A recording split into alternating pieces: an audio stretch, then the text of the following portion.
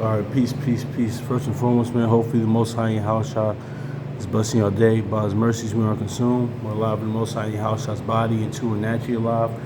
And yeah, man, it was kind of a little impromptu, but we was actually going to talk about something else today. But my homie, he just sent me like, we send each other morning scriptures, things of that nature. Well, like I send a lot of people morning scriptures, things of that nature, man. I think it's very important. So just for me personally, and you know, just throughout the day, like that's like one of the first things I see is the word, and that's it.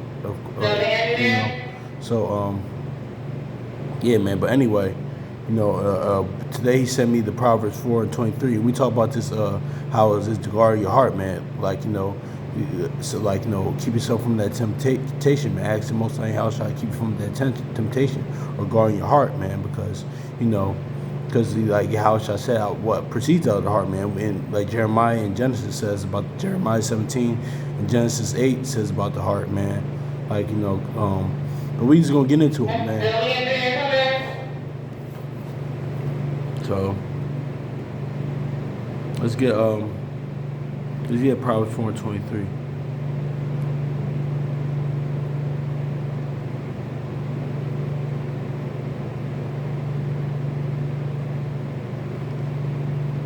Yeah, so yeah, man, it's all about guarding your heart.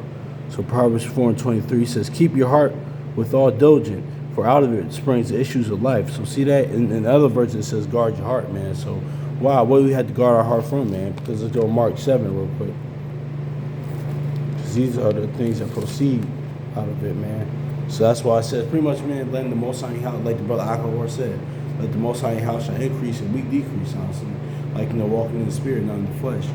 Honestly, because you know what it is too. We're like, because like the thing about it is too, with just going into this, man. Like when it says in Proverbs and other places about the thought, like evil thoughts, things of that nature. That's not you actually having your thoughts in your head, having bad thoughts, man. Because like in the flesh, as a human, you're gonna have thoughts that's contrary to Most High house shop. But like it says, cast them down to captivity. But that thoughts is going to plotting and scheming and acting on it. Like pretty much, man. That's just like kind of how what's a good example of this? Honestly, how pretty much that how like what Jezebel did to what you call him,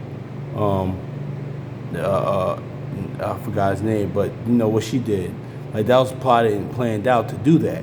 See, or any other thing, like you could say David and Bathsheba. See, David had a thought to do that and acted on it. Pretty much thinking on something, acting on it. Honestly, even in perfect Susanna, pretty much, man, those two wicked elders. That's another example of that. But pretty much, man, this is what going back to the point, man. This is what we are guarding our heart from. It says, Mark 7:10, and he said, "What cometh out of man defiles a man."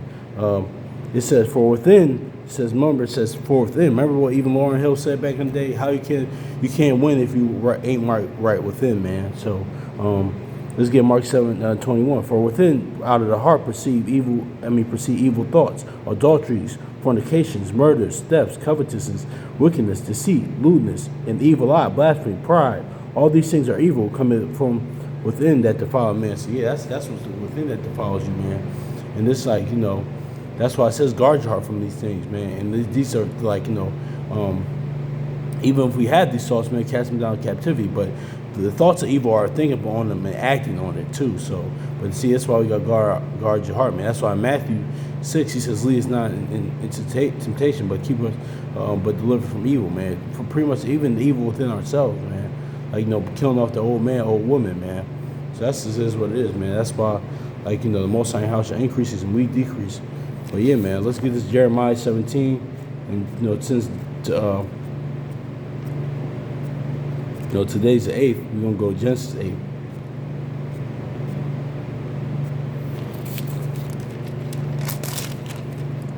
Jeremiah 17, verse 9. It says, "The heart is deceitful above all things, and desperately wicked. Who can know it?" So see that? Yeah, man. That's why we gotta guard your heart, man. Why, man? Because, like, like this Ghetto Boy song back in the day, your mom can play tricks on you, man.